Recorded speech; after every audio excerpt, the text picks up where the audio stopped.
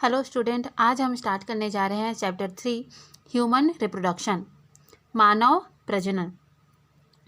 इसके पहले फर्स्ट और सेकंड चैप्टर में हम लोग देख चुके हैं कि किस तरीके से जो निम्न वर्गीय जंतु होते हैं और साथ ही साथ जो प्लांट है उनमें किस तरीके से रिप्रोडक्शन की क्रिया हो रही थी, जिसमें हमने वेजिटेटिव रिप्रोडक्शन और एसेक्सुअल और साथ ही साथ जो हायर ऑर्गेनिज्म में होने वाले सेक्सुअल रिप्रोडक्शन है उनके बारे में देख चुके हैं। रिप्रोडक्शन की इस क्रिया को देखने के लिए हम लोग सबसे पहले उनके अंगों के बारे में जानकारी प्राप्त करते हैं, यानी कि रिप्रोडक्टिव पार्ट के बारे में। जैसे कि प्लांट में क्या हो रहा था कि उनमें सेक्सुअल रिप्रोडक्शन हो रहा था, तो सेक्सुअल रिप्रोडक्शन के लिए ऐसा कौन सा अंग उत्तरदायी होता है जो कि उनके गैमेट का फॉर्मेशन करता है। जैसे अगर हम लोग देखें तो अगर एक प्लांट में देखा जाए तो उसका फ्लावर क्या होता है, उसका रिप्रोडक्टिव पार्ट होता है। अब उस रिप्रोडक्टिव जो पार्ट है उसके सभी भाग के बारे में हमने पूरा डिटेल स्टडी किया कि किस तरीके से उसमें क्या पाए जाते हैं। कार्पेल हो गया और स्टामिन हो गया। अगर इनके अंदर हम लोग देखें तो स्टामिन दो भागों से मिलकर बना होता है, एंथर और कनेक्टिव, या फिर जिसको कनेक्टिव और फिलामेंट, ठीक है। और उसी तरीके से पिस्टिल का अगर देखें, पिस्टिल या फिर कार्पेल का, तो वो तीन भागों से मिलकर बना होता है, स्टिग्मा, स्टाइल और ओवरी। तो ये तो उनके रिप्रोडक्टिव पार्ट थे। तो आज हमें यह नहीं देखना है, हमने फ्लावर का ये कंप्लीट कर लिया हुआ है, जो फ्लावरिंग चैप्टर था इसका, कि फ्लावरिंग जो प्लांट होते हैं उनमें रिप्रोडक्शन की क्रिया किस तरीके से होती है, वो सारा चीज़ हमने देख लिया कि उनमें किस तरीके से गैमेट का फॉर्मेशन होता है। गैमेट फॉर्मेशन होने के बाद उनमें किस तरीके से फ्यूजन की क्रिया हो रही है, फ्यूजन के बाद जाइगोट फॉर्म हो रहा है, जाइगोट फॉर्म होने के बाद किस तरीके से वो एम्ब्रियो में डेवलप होता है। एम्ब्रियो का जो डेवलपमेंट है वो भी हमने पूरा डाइकॉट और मोनोकॉट में देखा, ठीक है।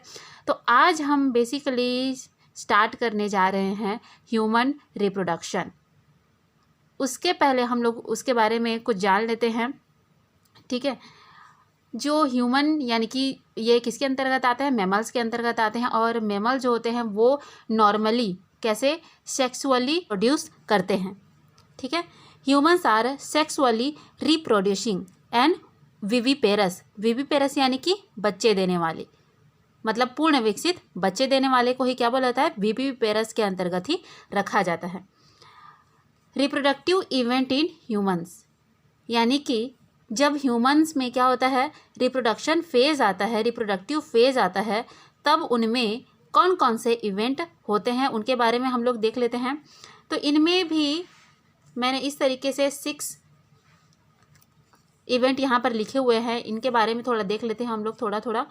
फर्स्ट में है इसका गैमेटोजेनेसिस। तो गैमेटोजेनेसिस क्रिया सेम चीज़ है, ये सभी में सेम टाइप की होगी। जैसे कि हमने क्या देखा था, गैमेटोजेनेसिस में ये फॉर्मेशन होता है, किसका फॉर्मेशन होता है, गैमेट का फॉर्मेशन होता है, ठीक है।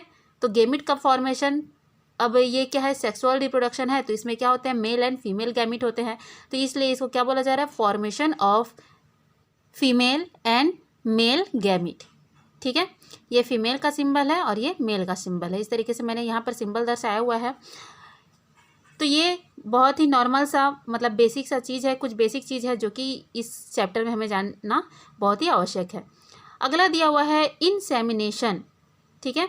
इन, स्टार्टिंग में वर्ड आया है इन यानी कि अंदर, ठीक है, अंदर जाना।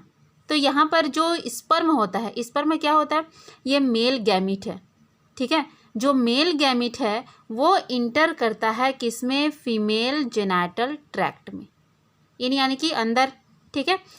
तो यहाँ पर स्पर्म किसमें इन होंगे, किसमें अंदर जाएंगे, फीमेल जेनाइटल ट्रैक्ट में। तो वही क्रिया जिसमें स्पर्म किसमें इंटर करते हैं, फीमेल जेनाइटल ट्रैक्ट में इंटर करते हैं, वही क्रिया कहलाती है इंसेमिनेशन, ठीक है।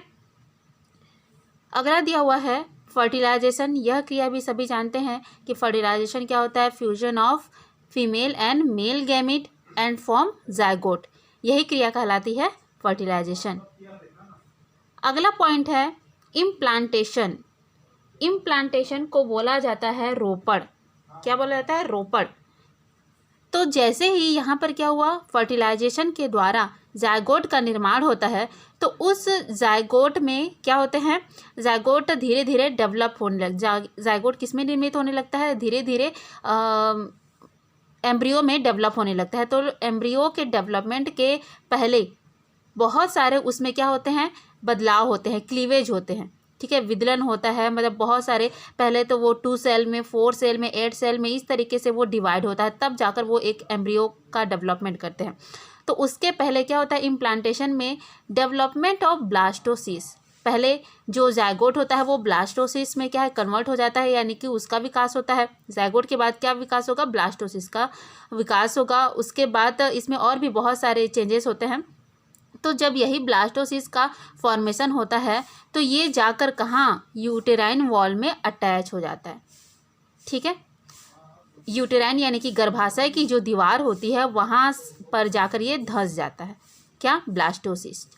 जायगोट से ही ब्लास्टोसिस्ट का फॉर्मेशन होता है और यही ब्लास्टोसिस्ट यूटेराइन वॉल यानी कि गर्भाशय की दीवार से अटैच हो जाता है, अटैचमेंट ऑफ यूटेराइन वॉल। तो यही क्रिया क्या कहलाती है, रोपड़ कहलाती है, ठीक है। यही क्रिया क्या कहलाती है, रोपड़ या फिर इम्प्लांटेशन कहलाती है। अगला दिया है गेस्टेशन। गेस्टेशन में क्या होता है, ये एम्ब्रियोनिक डेवलपमेंट है, यानी कि अब यहाँ पर जो ब्लास्टोसिस कहाँ, यूटेराइन वॉल पर था, यहाँ पर ये और आगे डेवलप होता है और किसका विकास करता है, एम्ब्रियो का। तो एम्ब्रियो का विकास होता है, वही क्रिया क्या कहलाती है, एम्ब्रियोनिक डेवलपमेंट। और एम्ब्रियोनिक डेवलपमेंट ही को ही क्या बोला जाता है, गेस्टेशन, ठीक है। अब इसके बाद जो क्रिया है वह है पार्चुरेशन। पार्चुरेशन यानी कि इसको बोला जाता है प्रसव या फिर डिलीवरी, ठीक है। एक जो नवजात शिशु है उसका जन्म इसी क्रिया के द्वारा होता है, ठीक है। तो ये तो इवेंट थे जो कि ह्यूमन रिप्रोडक्शन में होते हैं, ठीक है। अब अगला पॉइंट हम लोग देख लेते हैं, reproductive organ of human beings, ठीक है। क्या कौन कौन से ऐसे रिप्रोडक्टिव ऑर्गन हैं जो कि ह्यूमन बींग में पाए जाते हैं। अब देखिए, on the basis of their function, यानी कि उनके कार्य के आधार पर, ठीक है, उन रिप्रोडक्टिव ऑर्गन के कार्य के आधार पर इनको 2 भागों में डिवाइड किया गया है। एक है प्राइमरी रिप्रोडक्टिव ऑर्गन, इस तरीके से ये है प्राइमरी रिप्रोडक्टिव ऑर्गन, और सेकंड होता है सेकेंडरी रिप्रोडक्टिव ऑर्गन, ठीक है। तो अब फंक्शन किस तरीके से, जो प्राइमरी रिप्रोडक्टिव ऑर्गन है इसको क्या बोला जाता है, गोनड भी कहा जाता है, गोनड या फिर जनद, क्या, जनद, आल्सो कॉल्ड गोनड। तो ये जो गोनड हैं इनका मेन फंक्शन क्या होता है, गेमिट फॉर्मेशन का। गोनड का मेन फंक्शन क्या होता है, gamete formation and secretion of sex hormone, जो लिंग हार्मोन होते हैं उनका स्त्रावण किसके द्वारा होता है, मतलब यही फंक्शन होता है गोनड का। 2 चीज़ है, गोनड का 2 फंक्शन है, एक तो है सेक्स हार्मोन का सिक्रेशन करना और दूसरा क्या है, गेमिट फॉर्मेशन। अब जो गोनड हैं ये मेल और फीमेल में किस नाम से जाना जाता है इसको देख लेते हैं थोड़ा सा। इन मेल में जो गोनड होता है उसको कहा जाता है टेस्टिस या फिर वृषण, ठीक है। ये मेल गैमिट यानी कि स्पर्म का फॉर्मेशन करता है, यानी कि स्पर्म का फॉर्मेशन कहाँ होता है, टेस्टिस में, ठीक है। स्पर्म ये क्या है, मेल गैमिट है ना, याद रखना, ये हैप्लॉइड मेल गैमिट होता है जिसको बोला जाता है स्पर्म या फिर शुक्राणु, यही मेल गैमिट है। मेल गैमिट कहाँ बनते हैं, टेस्टिस में बनते हैं। अब टेस्टिस के कहाँ बनते हैं ये भी हम लोग देखेंगे जब आगे डिटेल में हम लोग पढ़ेंगे इनके बारे में, तो ठीक है। उसी तरीके से इन फीमेल में जो गोनड होता है उसको बोला जाता है ओवरी या फिर अंडाशय। ये फीमेल गैमिट का फॉर्मेशन करते हैं जिसे ओवा या फिर ओवम या फिर एग या फिर अंडाणु कहा जाता है उसे, ठीक है। आप जो भी इसको बोलना चाहें, आपको जो सुइटेबल लगे वो आप लोग इसको लिख सकते हैं, पढ़ सकते हैं। अब अगला है, ये जो गोनड है, ठीक है, गोनड के पूरे कार्यों का नियंत्रण यानी कि उसकी वृद्धि, उनके जो फंक्शन है, उन सभी के रख रखाव का जो ये सब का जो कंट्रोल है ये किसके द्वारा होता है, 2 हार्मोन के द्वारा होता है, FSH और LH, follicle stimulating hormone, follicle stimulating hormone और ल्यूटिनाइजिंग हार्मोन। ये 2 हार्मोन हैं, ये कहाँ से रिलीज होते हैं, एंटीरियर पिट्यूटरी से, यानी कि पिट्यूटरी जो पीयूष ग्रंथि होता है उसकी अग्रपाली से इन दोनों हार्मोन का सिक्रेशन होता है। इनका कार्य क्या होता है? गोनड को कंट्रोल करना, कि गोनड जो है ये कि मतलब गोनड का किस तरीके से रख रखाव होगा, वृद्धि होगा, इन सभी को कौन देखता है? इन सभी का नियंत्रण ये दोनों हार्मोन करता है। अगला टाइप है सेकेंडरी रिप्रोडक्टिव ऑर्गन। देखिए, सेकेंडरी जो रिप्रोडक्टिव ऑर्गन है इनके द्वारा ना ही हार्मोन का सिक्रेशन होता है और ना ही गैमेट फॉर्मेशन होता है। यहाँ पर मैंने लिखा है these are not secreted any hormone, ठीक है, यानी कि इनके द्वारा किसी भी प्रकार के सेक्स हार्मोन का सिक्रेशन नहीं होता है।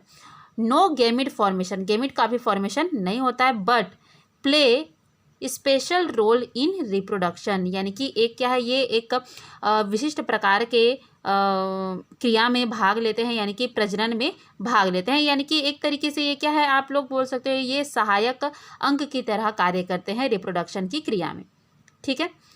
अगला है secondary sex organ SSO in male.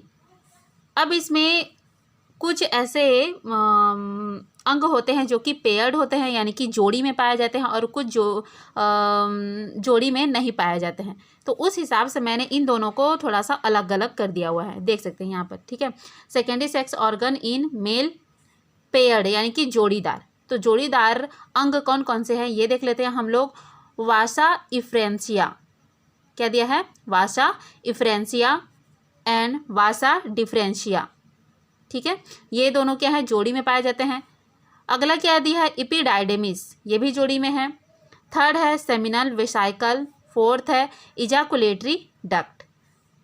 Fifth है बल्बोयूरेथ्रल ग्लैंड। ये सभी क्या है, पेयर्ड में पाए जाते हैं।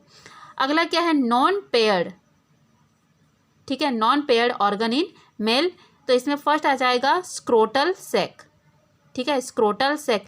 स्क्रोटल सैक के अंदर ही टेस्टिस पाया जाएगा, ठीक है, स्क्रोटल सैक के अंदर ही टेस्टिस पाया जाता है। सेकंड होता है प्रोस्टेट ग्लैंड। थर्ड है यूरेथ्रा। फोर्थ है पेनिस। तो ये नॉन पेयर्ड है, पेयर्ड में नहीं पाए जाते हैं, ठीक है, जोड़ी में नहीं पाए जाते हैं।